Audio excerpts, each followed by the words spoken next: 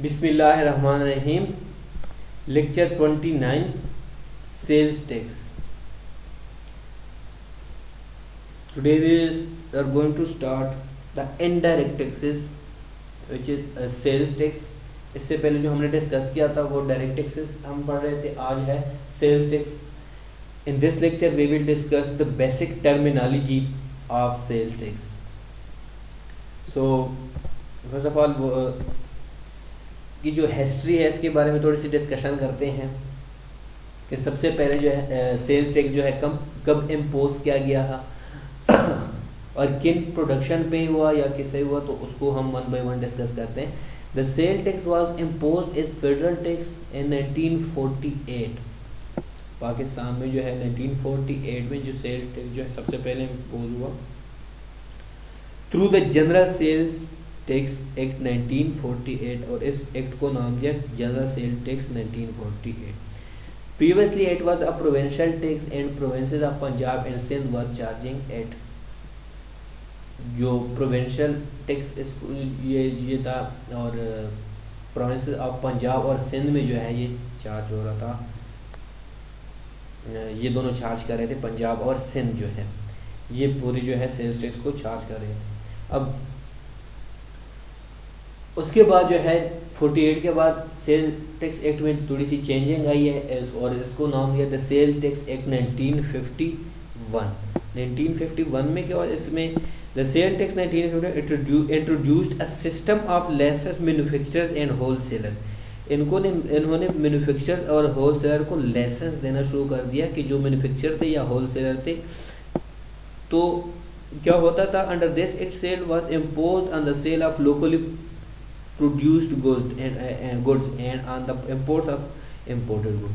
Just जो locally goods produced होते थे उस पे टैक्स इम्पोज होता था सेल टैक्स, और इसके अलावा जो गुड्स इम्पोर्टेड गुड्स थे इम्पोर्टेड गुड्स जो गुड्स इम्पोर्ट होते थे उस पे टैक्स इम्पोज किया जाता था 1951 में। तो ये फर्स्ट स्टेप था जो उसने चेंज किए 1948 के बाद। तो उसके बाद क्या हुआ, however the licensed person were allowed to sell the goods to each other without the payment of sale tax. तो वो जो है सेल टैक्स पे नहीं करते थे और एक दूसरे को जो है गुड्स सेल करते थे। तो उसके बाद जो इसमें चेंजिंग आई सेल्स टैक्स एक्ट 1951, तो ये जो है sales tax is administered by the central excise department में। अब 1948 में सिर्फ पंजाब और सिंध प्रोविंसेस इस टैक्स को जो है कलेक्ट कर रहे थे और उसको एडमिनिस्ट्रेट करते, लेकिन 1951 में क्या हुआ कि administrated the central excise department. कब तक, 1981 cell tax was levied on accessible goods. जो एक्सेसिबल गुड्स होती सिर्फ उस पर टैक्स जो है इम्पोज होता था। However, in April 1881 it was also extended to non-accessible goods। उसके बाद जो 1981 में जो है अप्रैल में ये पहले जो है एक्सेसिबल गुड्स पे जो है इम्पोज होता था, उसके बाद नॉन एक्सेसिबल गुड्स पे भी उन्होंने एक्सपोज कर दिया, जैसे सर्विसेज टैक्स वगैरह इन सब पे। Sales tax act 1980। अब 1990 में जो है क्या चेंजिंग आई इस सेल्स टैक्स एक्ट में। The finance act 1990 introduced major changes in the laws of sale tax. कौन कौन सी मेजर चेंजेस कौन कौन से? It substituted the whole of the provisions of Sale Tax Act 1951 and renamed the same as the Sale Tax Act 1990। Name तो वही दिया जैसे 1990 में, बट इसमें जो चेंजिंग आई वो ये है, ये ज़रा थोड़ी सी effective. Sale tax act 19 empowers the federal government. अब ये किसके इनकी अथॉरिटी किसके पास एम्पावर हो गई? Federal government. पहले पंजाब और सिंध की गवर्नमेंट के इनके एम्पावर्स थे, अब फेडरल गवर्नमेंट हुई to levy sale tax on the sale importation. अब जो गुड्स इम्पोर्ट होते थे उस पर भी टैक्स लगना शुरू हो गया सेल टैक्स। एक्सपोर्टेशंस गुड जो एक्सपोर्ट होते थे उस पर भी टैक्स और इम्पोर्ट पे भी टैक्स। और इसके अलावा प्रोडक्शन पे तो 1948 में शुरू से ही इस पे जो है टैक्स था। इसके अलावा मैन्युफैक्चर और कंजम्पशन ऑफ गुड्स पे भी यहाँ पे टैक्स यहाँ पे लगना शुरू हो गया, जो कंजम्पशन ऑफ गुड्स है। तो ये चेंजिंग कर दी गई है। उसके अलावा जो है हमने इसमें जो है बात करनी है इस पूरी सेल टैक्स में preliminary expenses, scopes and payment of tax registration, book keeping and invoicing requirement, ये 1 बाय 1 देखे। रिटर्न्स, इनके बारे में हम बात करेंगे, और ऑफिसेस एंड पेनल्टीज़ जो है, इसके अलावा recovery of area of tax miscellaneous, तो इनके बारे में हमने 1 बाय 1 बात करनी है आगे। अब इसके अलावा इसकी जो 3 शेड्यूल हैं, स्केड्यूल इसको गिवन है, उसके बारे में बात करते हैं कि जो 7 स्केड्यूल है टोटल, बट करंटली जो है पाकिस्तान में जो इन्फोर्स है वो 3 स्केड्यूल है, जो कि फर्स्ट वन में क्या है, फर्स्ट स्केड्यूल में है which specify the goods is in respect of which the tax is levied on the retail price fixed by the manufacturer. जो मैन्युफैक्चरर है वो अपने रिटेल प्राइस पे ही टैक्स को क्या करता है, फिक्स करके दे देता है। तो 5th स्केड्यूल में क्या है, which specify the goods which are taxable at the rate of 0%। 5th schedule में यह है कि वो गुड जिस पे 0% टैक्स इम्पोज होता है वो करंटली इन्फोर्सेबल है। और 6th में क्या है, which contains the list of such good that are exempt from the sale tax. ऐसे गुड जो कि सेल टैक्स से इनको एग्जेम्प्ट कर दिए हैं, उनके बारे में हम आगे बात करेंगे, तो वो 6 स्केड्यूल में है। तो करंटली जो ये 3 स्केड्यूल हैं ये इन्फोर्सेबल है, एक्टिव हैं इन पाकिस्तान। उसके बाद फिर क्या हुआ कि 1991 के बाद जो नई एक्ट आई 2007 में, तो फेडरल बोर्ड जो है उन्होंने, फेडरल गवर्नमेंट ने फेडरल बोर्ड ऑफ रेवेन्यू के नाम से FBR के नाम से एक जो है उनके हवाले कर दिया, एडमिनिस्ट्रेशन बना दी, ठीक है इनकी। और जो रेवेन्यू एक्ट था 2008 में वो सब के सब इनके हवाले कर दिया, ठीक है।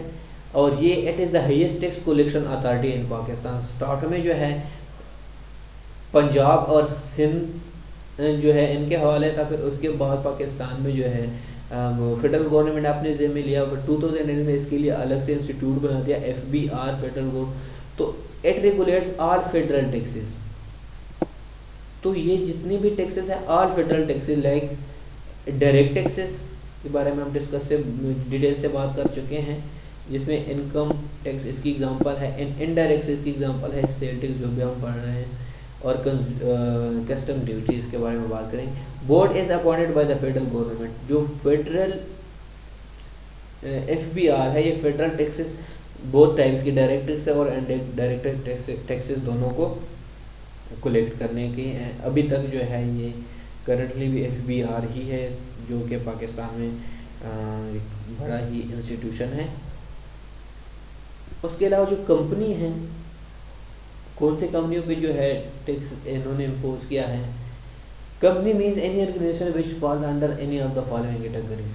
सबसे पहले यहाँ पे जो है टर्मिनोलॉजीज है, तो company as defined by the company act in 1984, a body corporate formed by और under any law in force in Pakistan.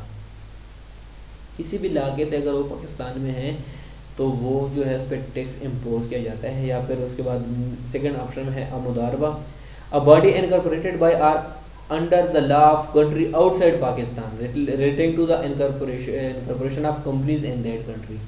जो आउटसाइड ऑफ पाकिस्तान है, इनकॉर्पोरेटेड है, जब हमने पहले भी इसके रेजिडेंशियल स्टेटस में बात की थी, तो उस पर भी टैक्स इम्पोज किया जाता है, वो भी कंपनी ही डिक्लेयर होती है। उसके बाद ये जो ट्रस्ट इंस्टीट्यूशन है या फिर रजिस्टर्ड कोऑपरेटिव सोसाइटीज़, इसके अलावा जो सोसाइटी बेशक वो या फिर फाइनेंशियल ट्रस्ट सोसाइटीज़ हैं या इसके अलावा जो अदर सोसाइटीज़ हैं उसको भी एज अ कंपनी ही की तरह ही ट्रीट किया जाता है।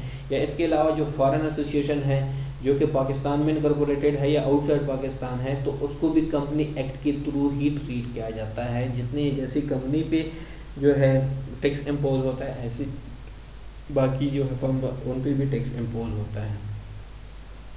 इसके अलावा जो ड्यू डेट है, in relation to the furnishing of sale tax return, due date means the 15 days of the month next following the end of the tax period. The board may specify any other date as due date.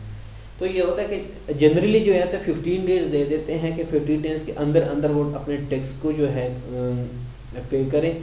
लेकिन अगर कोई company जो है वो request करती है तो FBR उसकी जो है डेट को चेंज कर देती है। इसके अलावा जो इनका जो है टैक्स पीरियड होता है जो मंथली होता है, federal government notify some other period एस्टिक। इसके अलावा जो FBR है उसको अपने ही तरीके प्रिंसिपल के तहत उसको जो है पीरियड को चेंज भी कर सकते हैं। उसके बाद exempt supply, it means a supply which is exempted from the levy of sale tax by the federal government by giving a notification in the official gazette. Section 13 of the Sale Tax Act 19 authorizes the federal government to do so. 1980 में जो है उसके बाद उसमें कोई changing नहीं की, जो एग्जेम्प्ट सप्लाई है कि वो सप्लाई जिस पे tax sale tax federal government की तरफ से एग्जेम्प्ट कर दिया गया है कि वो कौन कौन से है उसके सप्लाईज, उसके बारे में हम डिस्कस से बात करेंगे। अभी जस्ट जो है इसकी टर्मिनोलॉजी को समझते हैं। इसके अलावा है goods. Goods means every kind of movable property excluding the following. ये जो नीचे डिफरेंट दी हैं ये गुड्स में नहीं आती, जैसे एक्शनेबल क्लेम्स हैं, मनी है, स्टॉक्स हैं, शेयर्स हैं या सिक्योरिटीज़ हैं जो कि गुड्स में इंक्लूड नहीं हैं और इन पे जो है सेल टैक्स इम्पोज नहीं होता, जिसके हमने नीचे बात की है। इसके अलावा जो गुड्स है उस पर जो है सेल्स टैक्स इम्पोज होता है। इसके अलावा जो इम्पोर्टर है, इम्पोर्टर को सबको पता है जो भी चीज़ प्रोडक्शन पाकिस्तान में इम्पोर्ट होती है, ठीक है, और इसके जो है रेट डिफरेंट है डिफरेंट प्रोडक्शन के लिए, प्रोडक्ट के लिए। अब इनपुट टैक्स जो है इसमें हमने बात करनी है input tax in relation to a registered person. Input tax means, input tax कौन सा होता है? The tax levied under Sale Tax 1990 on the supply of goods to the person। जो सप्लाई ऑफ गुड्स है उस पर जो टैक्स इम्पोज होता है, एक तो इनपुट टैक्स में वो आता है according to sale tax act 1990। Second one, the tax levied under sale tax 1990 on import of goods by the person. Supply भी ऊपर बात की, अब इम्पोर्ट ऑफ गुड की बात कर रहे हैं, इस पर भी टैक्स क्या होता है? इम्पोज होता है under sales Act 1990। In relation to goods or services acquired by the person, excise duty levied under the Federal Excise Act 2005 in sale tax mode on the manufacture or production of goods or rendering or providing of services। अब ये यहाँ पे बात की गई 2007 में, जो अभी हम बात करें कि प्रोडक्शन पे पहले जो है टैक्स हुआ कर रहा था, उसके बाद जो है सेल्स पे भी टैक्स, सर्विसेज पे भी टैक्स लगना शुरू हो गया, ठीक है, कि जितनी प्रोडक्शन ऑफ गुड्स की या इसके अलावा जितनी सर्विसेज प्रोवाइडर हैं उन पर भी टैक्स इम्पोज होता है। ये तो इनपुट टैक्स है। इनपुट टैक्स में और जो है इसके अलावा the provincial state tax levied on services render or provided to the person.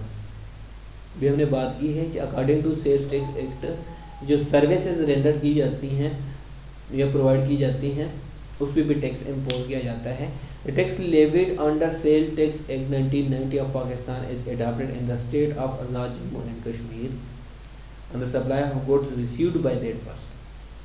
जो पर्सन उसमें state of Azad Jammu and Kashmir जो है तो वहाँ पे जो गुड्स सप्लाई होती थी या रिसीव होती थी वहाँ से, तो उस पर भी टैक्स क्या क्या था 1990 में वहाँ पे जो है वहाँ से ये सिलसिला स्टार्ट हो। अब जो है टैक्सेबल पर्सन जो है ये कौन सा होता है? Input tax on import on local purchase of goods and services. ये जो इम्पोर्ट्स है या फिर local purchase of good and services है ये। उसके बाद है output tax, tax collected on taxable supplies from customers. Output tax कौन सा होता है? जो कस्टमर या सप्लायर से जो है, सप्लायर जो कलेक्ट करते हैं अपने कस्टमर से। Tax due or credit remits the differences to SRC or claims और क्रेडिट, या फिर क्या करते हैं? क्लेम्स करते हैं। सिंपल, इसके बारे में आगे भी बात करेंगे। उसके बाद अब बात करते हैं सेल्स टैक्स मीन्स के सेल्स टैक्स क्या होता है? A tax imposed by the government at the point of sale on retail goods and services. कि जो टैक्स इम्पोज किया जाता है गवर्नमेंट की तरफ से किसी भी सेल पे, बेशक वो गुड्स सेल हो या सर्विसेज की बात हो, सर्विस प्रोवाइड की जाती हो, तो उस पर ये सेल्स टैक्स दिया जाता है उसको, इसका मतलब है ये sale tax. The tax additional tax or default surcharge levied under the sale tax act 1990, या उस पर जो सरचार्ज इम्पोज होता है under the section of sale tax act 1990, या फिर इसके अलावा जो है अ फाइन पेनल्टी और fee impose or charge under the sale tax, या जो फाइन या पेनल्टी होती है या फ़ी इम्पोज की जाती है वो भी सेल टैक्स में आ जाती हैं।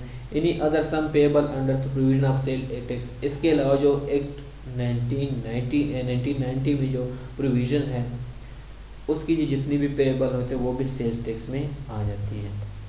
अब प्रोविंशियल सेल टैक्स क्या है? Provincial sale tax means the tax levied under the provincial laws और laws related to Islamabad capital territory which are declared by the federal government to be provincial sale tax for the purpose of input tax। ये input tax का एक purpose है जो provincial sale tax है जो जिसमें आ जाते हैं इस्लामाबाद, ठीक है। तो इसके जितनी भी टैक्सेस हो जाती हैं इसमें प्रोविंशियल लॉज में, तो वो भी इनपुट टैक्स में क्या आ जाती हैं, उसके सेल टैक्स में इंक्लूड हो जाती हैं। उसके बाद है रिटेलर्स हैं, इस पे किस किस्म के जो है सेल्स टैक्स होते हैं। Retailer mean a person supplying goods to general public for the purpose of consumption, ये तो पता है। Any person who combines the business of import manufacture और production with retail shall have to observe the following condition.